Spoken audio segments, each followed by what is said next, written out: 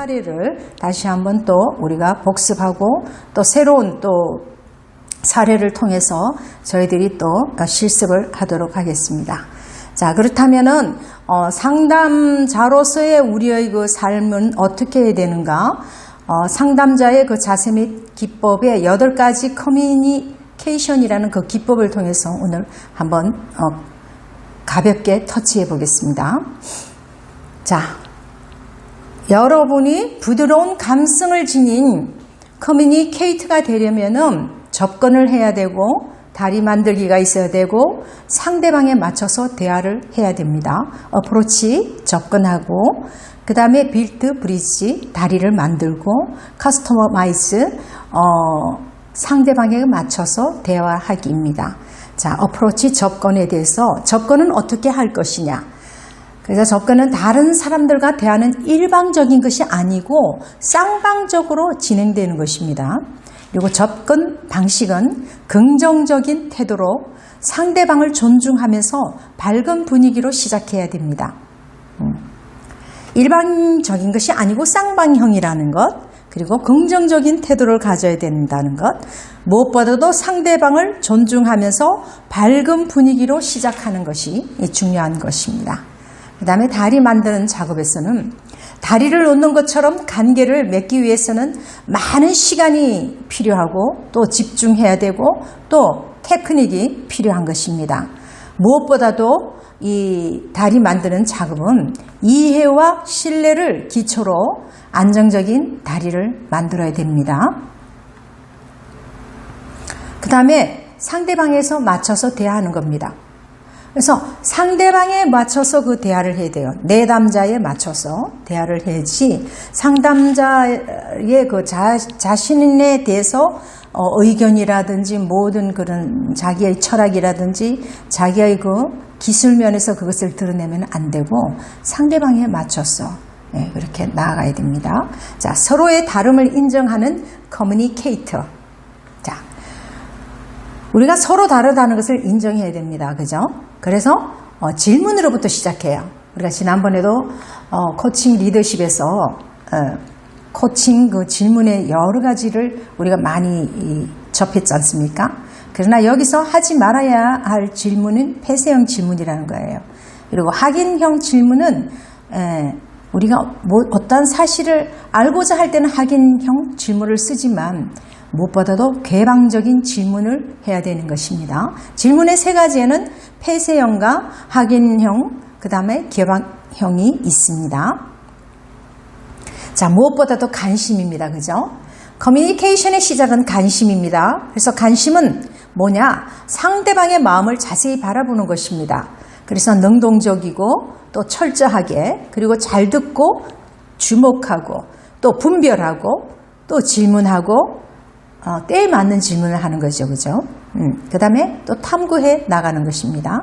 자, 관심 갖기의 그 기법 및 단계를 보면은 1단계는 시선을 접촉을 해야 됩니다. 그래서 부드러운 눈맞춤을 가져야 되고요. 2단계에서는 상담자가 얼굴 표정은 가져야 되는데 그 얼굴 표정에는 온화한 미소가 깃들어야 됩니다. 3단계에서는 적극적인 그 동적 반응을 보여야 됩니다. 고개를 끄덕이면서 이러한 가벼운 것으로 해서 이해하고 또 같이 쌍방향으로 같이 가고 있다는 것을 나타내는 것입니다. 4단계에서는 즉각적인 언어적 반응, 그래서 간단하게 그 응대의 말도 해줘야 되는 것입니다. 그냥 무조건 듣는 것이 아니라 메모를 조금씩 가볍게 하면서 아니면은 또 이렇게 해서 그 말을 되물어 가면서 거기서 또 응대도 하며 내가 지금 잘 듣고 있습니다. 그리고 이 문제에 대해서 상담에 대해서 같은 길을 가고 있으며 같은 마음을 가지고 있습니다. 자, 그러한 마음으로 같은 의도를 가지고 있습니다. 그 다음에 5단계에서는 편안한 자세, 그리고 아주 자연스러운 그 자세를 가져야 됩니다. 내담자가 때로는 경직된 자세를 가져오더라도 그 자세를 편안한 자세, 상담자의 그 표정과 그 다음에 자세와 그 언어적인 그 반응, 그리고 그 시선을 통해서 내담자는 그 분위기 속에서 이제 자신의 그 대한 고민을 스스럼 없이 이제 틀어놓을 수 있는 것입니다. 자, 근데 우리가 상담자로서 상담을 하게 될 때 제일 먼저 시선을 어디에 둬야 되는지 그게 참 고민이지 않습니까? 그죠? 어떻게 시선을 두어야 될까? 그래서 일단은 그 4초의 효과를 한번 살펴보도록 하겠습니다. 첫째, 두 쪽 그걸 전체적으로 이렇게 보면 어떻게 돼요? 어디를 봐야 될지, 이마를 봐야 되나? 코를 봐야 되나? 턱을 봐야 되나? 아주 고민하게 되는 방법이잖아요. 근데 여기서 첫째, 상대의 그 한쪽 눈, 오른쪽을 먼저 보았다면은 그 눈을 이렇게 4초간 이렇게 봅니다. 그 다음 옮겨주세요. 부드러운 온화한 미소로. 그 다음에 또 다른 한쪽을 또 4초간 이렇게 쳐다봅니다. 자, 그리고 얼굴 전체를 이렇게 윤곽을 그려보면서 4초를 이렇게 봅니다. 그 다음에 상대의 그 코를 쳐다봅니다. 코 4초, 턱 4초, 이마 4초. 다시 한번요. 상대의 그 오른쪽부터 먼저 공략을 했다면 오른쪽 눈 4초, 그 다음에 상대의 왼쪽 눈 4초, 그 다음에 상대의 얼굴 전체적으로 이렇게 한번 4초 보고, 상대의 그 코를 보고, 그 다음에 턱을 보고, 그 다음 이마를 보고 이렇게 해야 됩니다. 표가 나게 하면 안 되죠. 자, 듣기 태도의 그 나쁜 태도부터 먼저 살펴보면은요. 참 흥미로운 주제다. 이렇게 생각하면 안 됩니다. 자, 그 다음 말하는 그 사람의 그 말솜씨, 외모, 그 주변적인 곳에 막 신경을 쓴다든지 이렇게 되면 안 돼요. 자, 그리고 미리 넘겨짚고서 이제 반박할 궁리를 하면 안 돼요. 넘겨짚는 것은 절대로 하시면 안 됩니다. 그 다음에 상대 사실에만 귀 기울인다. 이것도 이제 문제가 되는 것입니다. 그 다음 들은 내용을 모두 개간하려고 그런다. 내 쪽에서 머리를 만들어가지고 내가 머리를 굴리고 내가 모든 것을 개간하고 그렇게 하면 안 되는 것입니다. 그리고 또 가짜로 듣는 척하는 그런 태도는 아주 나쁜 태도입니다. 그 다음에 주의 산만한 그 요인을 방치합니다. 막 어지러져 있고 이렇게 되어 있으면은 내담자의 마음이 혼란하고, 그 다음에 또 뭐 이렇게 주변에 뭐 예를 들어서 뭐 분위기가 집중되지 않는 분위기를 가졌다면 그 요인들은 다 제거해야 됩니다. 그 다음 어려운 내용은 너가 지금 어려운 말을 하고 있구나. 그럼 듣지 않는다. 그건 아닙니다. 그건 어렵다고 생각되면은 적어서 또 나중에 되물어 보시면 돼요. 그렇다는 말씀이시죠? 그럼 이게 무엇을 뜻하시는 것입니까? 네, 여기서 말씀하시고자 하는 의도는 어떤 의도일까요? 이렇게 이제 물어봐야 되겠죠. 그리고 이제 사실적인 정보만 들어야 됩니다. 그다음 좋은 태도를 살펴보면은 여전히 이제 상담자는 뭔가 내담자에게 도움이 될 만한 것을 찾으려고 이제 노력을 해야 됩니다. 그 다음에 말하는 사람의 용보보다는 그 말하는 사람 그 내용에 더 신경을 써야 되고요. 그 다음에 이제 말하는 사람을 판단하기에 앞서서 일단 끝까지 경청하는 것. 그 다음에 중심 생각, 원리, 개념에 귀 기울이고, 그 다음에 2, 3분 간격으로 간단한 메모를 이렇게 합니다. 메모하는 습관을 가지셔야 돼요. 그리고 듣는 동안에도 긴장을 풀지 않습니다. 긴장을 풀어버리면 안 되고요. 그 다음에 소음을 통제합니다. 뭐 전화벨 소리라든지, 뭐 반려견 뭐 소리라든지 여러 가지 그 주변의 것들을. 그 다음에 어려운 내용을 듣기 위해서 노력을 해야 돼요. 그리고 자신이 어떤 표현에 긴장을 하고 있는지를 알고 영향을 받지 않으려고 노력해야 됩니다. 내담자의 어떤 그 말에 약간 그 긴장하는 태도, 그런 부분은 내가 어떤 내용에 이게 내가 영향을 받고 있는데 이렇게 영향을 받지 않도록 이렇게 이제 노력을 하는 것이고, 그다음 이제 다음의 이야기를 이제 예측하고 대조하고 요약하고 비판하면서 이제 듣습니다. 예측도 한번 해보고요. 예측이 다 맞지는 않지만 또 대조를 해봐야 돼요. 그리고 요약을 합니다. 무엇보다도 그 내용의 요약이 참 필요한 것입니다. 근데 여기 이제 비판하는 거라기보다는 비교를 한다고 생각하면 되겠죠. 앞서서 얘기한 거하고 다르다, 이런 것을 이제 비평하면서 듣는 것입니다. 자, 그 다음 경청하기의 그 기법 및 단계를 살펴보면 1단계에서는 내용을 파악하고요. 2단계에서는 감정을 파악하고, 3단계에서는 그 의도를 파악하고, 4단계에서는 그 표현을 이제 살펴보는 것입니다. 그러면 1단계는 몸이라는 내용을 뭘로 듣는 거냐? 귀로 듣는 겁니다. 그럼 감정은 무엇으로 보는 거냐? 눈으로 들으며 눈으로 보는 것입니다. 3단계 의도는 가슴으로 듣는 것입니다. 그리고 표현은 입으로 듣는 것입니다. 그 사람의 표현을 통해서 이렇게 이렇게 이야기를 하는구나. 그렇구나. 이렇게 이제 나가는 것입니다. 자, 그 다음 경청하기에 이제 훈련과 연습을 살펴보면은 1단계 수준에는 내용을 흉내를 내야 돼요. 114처럼, 네, 그렇다는 말씀이시죠? 네, 그렇습니까? 하고 이제 그거를 같이 내용을 이제 나타내는 것이고, 그 다음에 2단계 수준은 내용을 재구성하는 겁니다. 핵심 내용이 무엇인가를 캐치하고, 이렇다는 말씀이시죠? 이런 점에서는 이렇는데, 제가 이렇게 한 것이 맞습니까? 하고 또 되물어 보는 거예요. 그 다음에 3단계 수준에서는 감정을 이제 짐작해야 돼요. 지금 이 상황에 이분이 이렇게 말하면은 이 사람의 감정은 어떨 것이다. 주된 감정이 뭐고 이 호소 문제에 있어서 그 감정은 어떤 감정이라는 것을 읽어야 되는 겁니다. 그 다음 4단계 수준에서는 내용을 재구성하고 이제 그 감정을 짐작하고 그래서 그것을 핵심 내용하고 핵심 감정을 파악해서 그것을 잘 유도해 나갈 수 있도록 해야 되겠습니다. 자, 경청의 이제 의미를 살펴보면은 커뮤니케이션 할 때는 귀뿐만 아니라 눈이 상대방을 향해 있어야 돼요. 그죠?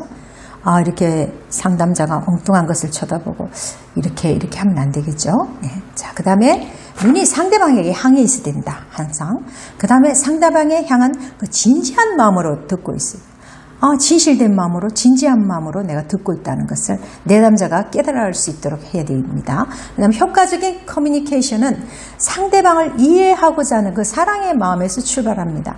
그렇죠. 이해하려고 하는 그 배려의 마음, 그 사랑의 마음이 없으면 안 됩니다. 그리고 사랑의 마음이 있을 때 상대방이 전하고자 하는 그 메시지를 들을 수 있고 상대방의 마음을 볼 수가 있습니다. 자, 그 다음에 사랑의 마음과 또 함께 그 사람의 마음을 바라보는 커뮤니케이터가 되어야 한다는 것입니다. 그다음 센스 있는 게 이제 경청하는 그 5가지 태도는 어떤 것이냐면 첫째, 이제 귀담아 들어야 돼요. 둘째, 도중에 차단하지 말아야 돼요. 이야기하다가 잠깐만요. 뭐 이렇게 이제 얘기를 인터럽하는 사람들이 참 많거든요. 저도 예전에 그 습관이 남이 이야기하기 전에 제가 먼저 탁 이렇게 중간에 제가 막 이렇게 하던 그런 버릇이 없지 않아 있었어요. 그러나 이게 이제 저도 반복의 이제 학습을 통해서 또 여러 가지 이제 또 경륜이 쌓임으로 인해서 이런 버릇이 없어졌지만 도중에 차단하면은 다 모든 것이 맥이 다 끊겨버립니다. 절대로 판단해서는 또 안 됩니다. 그 다음에 언어적, 비언어적 반응을 보이면서 들어야 됩니다. 편안한 분위기를 만들어야 돼요. 그래서 무엇보다도 상담자는 귀담아 듣는 것, 그 다음에 도중에 이야기를 끝까지 다 들어줘야 돼요. 그리고 판단하지 말고, 그 다음에 언어적, 비언어적 그 행동을 보면서 또 본인이 또 이렇게 보여주면서 내가 이렇게 지금 당신에게 이러한 자세로 당신하고 함께 지금 당신의 뜻을 수용하고 또 이해하고 또 그것과 함께 문제를 풀어나가자 하는 발맞춰 나간다는 것을 보여야 됩니다. 그리고 편안한 분위기를 만들어야 됩니다. 자, 아까도 얘기했듯이 경청하기의 그 기법 및 단계에서는 무엇보다도 귀를 듣는데 뭐로 귀를 듣어요? 말의 내용을 들어요. 눈으로 또 듣습니다. 상대방의 감정을요. 그 다음에 가슴으로 상대방의 의도를 품습니다. 그 다음에 입으로 듣는데 그 파악한 의도를 표현할 수 있는 수준까지 거울의 역할을 합니다. 저분이 이제 내담자가 한 이야기를 우리가 거울 보듯이 그대로 반영될 수 있도록 그렇게 해야 되는 것입니다. 그러니까 내가 이해를 못했다면 다시 한번 되물어야 되겠죠. 이렇게 말씀하셨는데 제가 이렇게 한 것이 이해한 것이 맞습니까? 아니면 또 옳지 않다 그러면은 또 이제 다시 한번 또 이제 재확인하고 또 이제 그것을 이해하고 이해했다는 것을 또 표명해야 되겠죠. 자, 그다음 경청하는 4가지 수준에는 첫 1단계 수준은 상대방이 말한 내용을 그대로 흉내내라. 흔히 말하는 114 그렇죠. 아, 어디인데요? 아, 그렇게요? 어디? 그렇게 하셨다는 말씀이시지요? 뭐 이렇게 이제 하시죠. 그 다음에 2단계 수준은 상대방이 말한 내용을 이제 재구성해. 아, 그렇구나. 이제 아까 재구성하는 거는 우리가 또 성경 이야기 상담에서도 재구성하는 법을 또 배웠죠. 그 다음에 3단계에서는 상대방의 그 감정을 이제 짐작하는 겁니다. 이 사람이 이렇게 했기 때문에 이럴 것이다. 이제 이것도 이제 좀 예를 들어서 이제 들어가겠습니다. 4단계에 대해서 상대방이 전하고자 하는 내용을 재구성하고 이제 감정을 또 이제 짐작하며 참 힘들었겠구나. 그럼에도 불구하고 이렇게 잘 또 헤쳐나왔구나. 그것을 또 칭찬해주고 또 격려해주는데 또 써야 되겠죠. 자, 그 다음에 공감으로 들어가겠습니다. 참된 공감이라는 것은 1단계 느낌의 그 일반적인 범주를 지적해야 돼요. 일반적인 것. 그 다음에 2단계는 느낌의 상세한 종류를 지적하는 것. 3단계는 느낌의 강도를 대해서 서술하는 거고 4단계에서는 상대방이 자신의 느낌을 표현하기 위해서 사용하는 단어와 같은 의미를 가진 단어를 선택하는 것입니다. 이제 4단계, 5단계가 이제 그 상담자가 이제 가져져 있는 그 가장 그 전문가적인 그런 것이죠. 5단계가 상대방에게 의미 있는 단어, 즉 그가 사용하는 어휘의 그 범위 내에 있는 단어를 사용해서 느낌을 표현해야 돼요. 그러니까 그 내담자가 한 말을 그 핵심 단어, 그 의미 있는 단어, 그래서 그가 자주 사용하고 있는 그것을 캐치해가지고 그 느낌을 표현하는 것이 중요한 것입니다. 자, 공감적 이해 수준에 따른 5단계는요. 첫째 단계는 수준의 공감, 부적합하고 기분을 상하게 하는 반응입니다. 1단계는 때에 따라서는 이게 해야죠. 이는 보통 우리의 단어 속에서 이루어지는 것입니다. 2단계는 충고와 조언을 하는 것. 여기에도 이거는 상담에서는 있어서는 안 됩니다. 3단계의 수준의 공감은 표면적인 느낌, 그냥 그런 느낌은 아닌 것이요. 그러나 4단계, 5단계의 내면적인 느낌의 반응과 감정의 그 내면적 의미까지 반응하는 것. 이것이 이제 전문가적인 상담자의 그 태도이죠. 다시 한번 4단계 수준의 공감을 살펴보면 내면적인 느낌의 반응과 그 다음에 5단계 수준의 공감, 감정의 그 내면적 의미까지 반응을 해야 되는 것입니다. 자, 공감하기의 그 기법 및 단계에 있어서는 1단계는 상대방의 입장이 되는 것이고 2단계는 상대방의 감정을 짐작하는 것이고 3단계는 짐작한 것을 말로 표현하는 것이고 4단계는 표현할 때 1인칭으로 하는 것입니다. 5단계에서는 표현할 때는 의문문으로 질문을 하는 것입니다. 그러니까 우리가 공감하기의 기법에서도 이제 표현할 때 1인칭으로 쓰고 표현할 때 의문문으로 질문법으로 쓰는 것입니다. 자, 그 다음에 표면적 공감의 그 공식적인 문장은 어떤 문장이냐면은 당신은 뭐뭐라고 느끼는 것 같네요. 자, 당신은 뭐뭐 하는 것 같네요. 자, 당신의 느낌은 뭐뭐인 것 같네요. 자, 여러분들 5번씩 한번 해봅니다. 시작. 당신은 뭐뭐라고 느끼는 것 같네요. 자, 당신은 뭐뭐라고 하는 것 같네요. 5번요. 자, 당신의 느낌은 뭐뭐인 것 같네요. 당신의 심정은 뭐뭐인 것 같네요. 이렇게 공식적인 그 문장을 여러분들이 외워서 쓰시기 바랍니다. 자, 공감의 의미는 어떤 것입니까? 내 신발을 벗고 상대방의 신발을 신어 보이는 거고요. 그 다음 심리적으로 신선한 산소를 제공하는 것입니다. 그래서 상담자가 필요한 것이죠. 자, 그 다음 공감은 상대방을 이해하려는 의도를 가지고 경험하는 것입니다.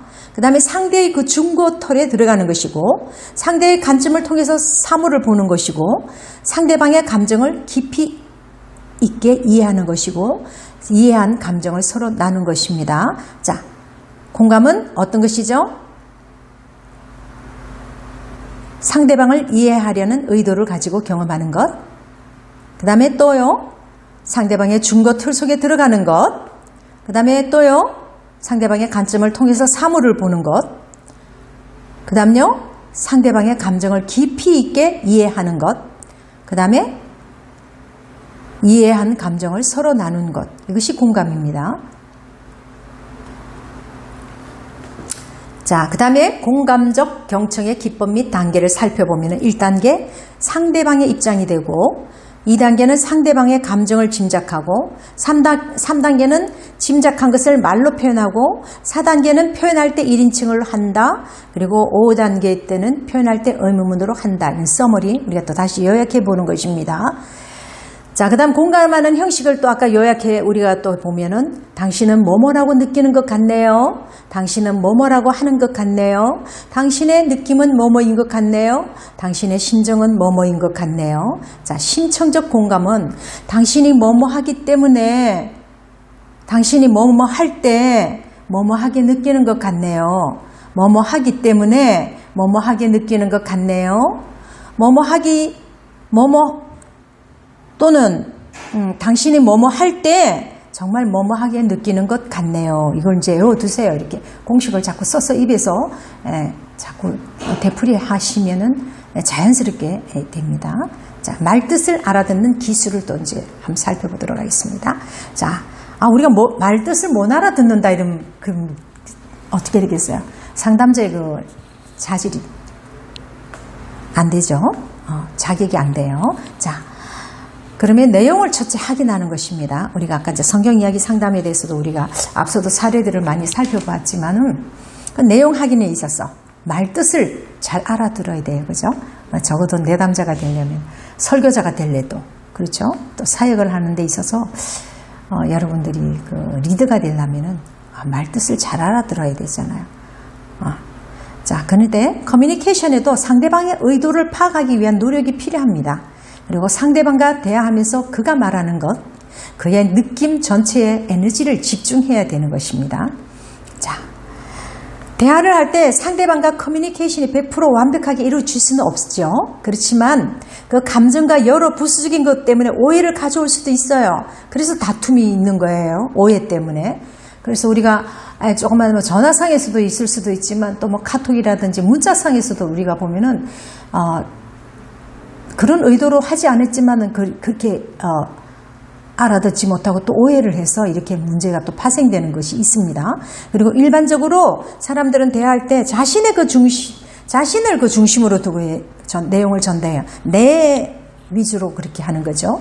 그러나 사람들이 메시지 할 때는 내용 자체로 전달되는 것은 8%에 불과하고 몸짓 등의 그 비언어적 메시지로 전달되는 것이 60%입니다. 그러니까 말하지 않는 부분, 몸짓에서 그 비언어적인 그것이 60%, 그 다음 말하는 음색이나 음조에서 전달되는 것이 32%이라는 것입니다. 자, 말귀를 알아들으려면 첫째 상대방의 말 속에 담겨있는 핵심을 읽고, 자, 내용 확인은 상대방이 말한 수준과 비슷해야 돼요. 수준이 비슷한 수준으로 나아가야 되는 겁니다. 그 다음에 내용 확인은 지금 여기를 중심해야 돼요. 지금 다른 거 얘기하는 게 아니라 지금 하고 있는 그 이야기, 지금 여기가 중심이 돼야 되는 것입니다. 그 다음 내용 확인은 상대방이 한 말의 그 인지적 측면 우리가 살펴봤죠. 그 다음에 내용 확인은 상대방의 말을 재진술하는 것. 우리가 또 재진술하는 방법도 이제 조금씩 맛을 보았죠. 자, 내용 확인은 상대방을 향한 사랑에서 출발한다. 다 같이 한 번 더 읽어보도록 하겠습니다. 말귀를 알아들으면 첫째, 상대방의 말 속에 담겨있는 핵심을 읽는다. 두 번째, 내용 확인은 상대방이 말한 수준과 비슷해야 된다는 것. 세 번째, 내용 확인은 here and now, 지금 여기를 중심으로 해야 된다는 것. 네 번째, 내용 확인은 상대방이 말한 것의 인지적인 측면에 초점을 두고요. 다섯 번째, 내용 확인은 상대방의 말을 재진술하는 겁니다. 그렇죠? 완전히 이제 이렇게 이야기해서 그렇다는 것이고 또 다시 이런다는 것이죠. 이렇게 되는 거죠. 그 다음 내용 확인은 상대방을 향한 사랑에서 출발합니다. 사랑의 마음을 가져야 되는 것입니다. 자, 그래서 상대방에게 이제 내담자에게 상담자가 말하고 있는 것을 이해하려고 노력하고 있다는 그 사실을 이제 전달해야 됩니다. 상대방의 진술을 보다 구체적으로 간결한 모형으로 재진술함으로써 상대방의 의사를 구체화하는 것입니다. 막 장황하게 늘어놓은 것들을 간단하게 요약한다든지요. 그죠? 그 다음 그 단어, 중심 핵심 단어들을 캐치해가지고 그것을 던져주는 것. 그 다음에 상대방이 말하고 있는 내용을 내가 잘 이해했는가를 이렇게 한 번씩 확인해 보면은, 내 이야기를 좀 들어주고, 호감을 가지고, 그리고 이해하려고 하시고, 또, 나에게 도움을 줄 수 있는 분이라, 이렇게 이제 할 수 있는 것이죠. 자, 내용 확인은 상대방에게 자신의 그 이해 또는 오해에 대한 정확한 정보를 제공함으로써 의사소통을 보다 명확히 할 수 있는데 하려는 데 있다. 뭐 그렇게 중요한 것은 아니지만, 한 번씩 다 이제 이렇게 거쳐가야 되는 것이죠. 내용 확인의 기법 및 단계. 1단계, 뭐라고요? 핵심 내용을 파악한다. 2단계, 뭐죠? 파악한 내용을 자문한다. 3단계, 자문한 내용을 구체적으로 말한다. 4단계, 1인칭으로 말한다. 5단계, 의문문으로 말한다. 질문형으로 이제 말하는 것입니다. 자, 그 다음에 아까도 이제 계속해서 하지만 공식적인 그 문장은 제가 생각하기에는 뭐뭐라고 말하는 것 같은데 제가 이해한 것이 맞습니까? 이런 말을 이제 공식화해서 자꾸 이제 던져줘야 돼요. 제가 듣기에는 뭐뭐라고 말씀하신 것 같은데 제가 이해한 것이 맞습니까? 이제 들으면서 이제 일단 파악을 해야 되죠. 잘못 이해를 하게 되면은 이게 이제 문제가 이제 파생되는 것이죠. 자, 달리 말하면 뭐뭐라고 느끼고 계신다는 말씀이신가요? 뭐뭐라고 이해가 되는데요. 이렇게 이제 하는 것이죠. 자, 그러면은 내용 확인의 훈련과 연습, 또 이제 롤플레이에 또 들어가겠습니다. 이제 박 부장님이 이제 말씀하십니다. 김 대리는 팀장으로서 적합하지 않습니다. 대답 1. 부장님의 말씀은 김 대리가 팀장에 자격이 없는 사람이라고 하는 것 같은데 제가 이해한 거 맞습니까? 그럼 이렇게 말하면 어떻게 돼요? 이거는 지나치게 일반적이고 막연한 내용을 확인으로 구체성이 결여되었다는 것이죠. 그래서 듣는 사람은 적합하지가 않아요. 실제로. 그래서 이것을 듣는 사람이 자신의 주관에 입각해서 적합하지 않다는 말로 이렇게 이제 해석해서 오해할 그 가능성이 크다는 거예요. 끝까지 이제 들어보고 이렇게 되는데 그 문장에 대해서 그대로 그냥 일반적이고 막연하다고 이제 생각을 하고 그거를 갖다가 생각을 듣는 일에 대답하는 자가 자신의 주관에 입각해서 이제 하는 거죠. 대답 2는 부장님의 말씀은 김 대리가 직장의 업무를 열심히 하지 않는다는 그 의미인 것 같은데 제가 이해한 것이 맞습니까? 그 의도를 또 이제 하는 거죠. 그러면 이거는 구체적인 내용 확인입니다. 만약 이 확인이 박 부장 의사에 반대된다 할지라도 박 부장은 아니요. 김 대리는 열심입니다. 그러나 그는 계획성이 없고 또 해야 할 일을 잘 잃어버리기 때문입니다. 라고 고쳐서 또 대답해 줄 것입니다. 그래서 이렇게 내용 확인은 이렇게 된다는 거죠. 자, 그 다음에 내용 확인과 이제 연습에서 학생이 이제 선생님에게 오늘 수업 시간에 졸려서 혼났습니다. 이렇게 이야기하니까 비효과적인 반응은 학생 정신 차리고 공부 열심히 해야지 수업 시간에 집중하지 않으니까 그런 거야. 이렇게 한다든지. 근데 그 효과적인 반응은 어떤 것이냐. 내가 듣기에는 오늘 수업이 지루했다고 말하는 것 같은데 그럼 학생이 아닙니다. 수업 시간에 졸아서 선생님께 죄송하다는 말입니다. 이렇게 되는 거죠. 그래서 이제 이게 내용을 확인하는 그 연습과 훈련을 하셔야 됩니다. 자, 여러분들이 한번 해보십시오. 자, 오늘 수업 시간에 졸려서 혼났습니다. 비효과적인 반응. 효과적인 반응은요. 내가 듣기에는 오늘 수업이 지루했다고 말하는 것 같은데 그럴 때 학생이 뭐라고 대답하죠? 아닙니다. 수업 시간에 졸아서 선생님께 죄송해서 한 말입니다. 이렇게 되는 것입니다.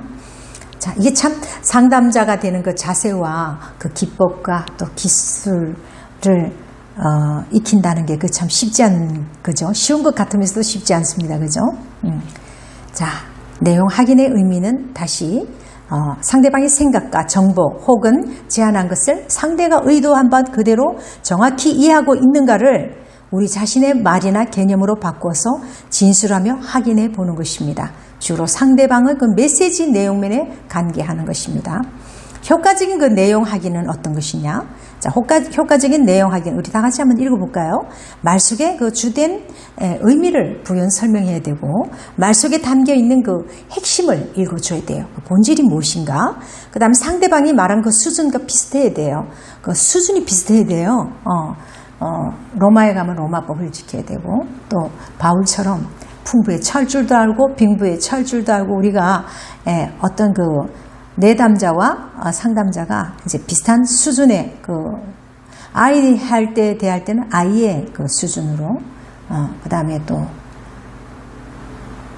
노인에게는 노인에게, 또 뭐 여러 가지, 전문의에게는 전문의답게 그렇게 이제 나아가는 것이죠. 자, 내용 확인은 지금 여기에 이제 중심을 둬요. Here in now. 그래서 추측은 절대로 하시면 안 됩니다. 이는 큰 일입니다. 이게 이제 조작이 일어나는 겁니다. 그 매니플레이션이라 그래가지고 이게 이제 상담에서 제일 문제가 되는 것입니다. 이게. 그 다음에 인지적 측면에 초점을 두어야 되고, 그 다음 재준수를 해야 되고, 상대방을 향한 사랑에서 출발됩니다. 자, 내용을 확인할 때는 몇 마디 이제 요약을 해줍니다. 아, 그러시다는 것이죠 하고 이제 요약을 하고, 그것은 뭐냐, 핵심적인 내용을 중심으로서 요약을 하는 것이고, 그 다음에 다른 커뮤니케이션 기법과 함께 합니다. 그런데 참 우리가 성경 이야기 상담은 뭐 이렇게 이런 문제에 대해서 많은 또 뭐 이렇게 기법을 요하지가 않으니까 그게 참 좋은 것 같습니다. 그리고 이제 목회자라면은 또 목회의 길을 걷는 분, 그런 분들은 또 이제 기본적인 것이 또 소양이 다 있고, 또 그런 훈련을 또 받아오신 분들이기 때문에 아주 부드럽게 잘 하실 것입니다. 자, 내용 확인의 목적은 이제 계속 뭐 이렇게 계속되는 것이지만 주지시키기 위해서 하는 겁니다. 상대방에게 이해하고 노력하고 있다는 사실을 전달하고 구체적이고 간결한 모양으로 재진술하고 상대방의 의사를 구체화하는 것, 이것입니다. 그리고 상대방으로 하여금 생각을 정리할 수 있게 해야 됩니다. 이야기하면서 머릿속으로 또 정리를 할 수 있도록 그런 여유를 주는 거예요. 그죠? 편안함을 주고요. 그 다음에 상대 그 의사소통을 보다 명확하게 할 수 있습니다. 이 내용 확인은. 그렇다는 거요? 하고 또 핵심적인 단어를 던져주면은, 이상한 대로 또 이야기를 세다보고, 뭐, 감정적으로 치우친다든지, 여러 가지 문제로 이렇게 하다가 보면은, 다시 제자리로 원위치로 돌아서 또 자기가 하고자 하는 그런 것들을 의도하는 바를 그대로 이제 진술할 수 있는 것입니다. 자, 이거는 계속해서 이제 한 것이고요. 자, 이것도 한 것이고요. 자, 여기까지 하겠습니다. 자, 힘드셨죠? 자, 일단 여기 이제 책을 보시면은 책에 이제 수록이 된 게 있으니까 여러분들이 한번 확인을 해 보시면 되겠습니다. 자, 조금 쉬었다가 하겠습니다.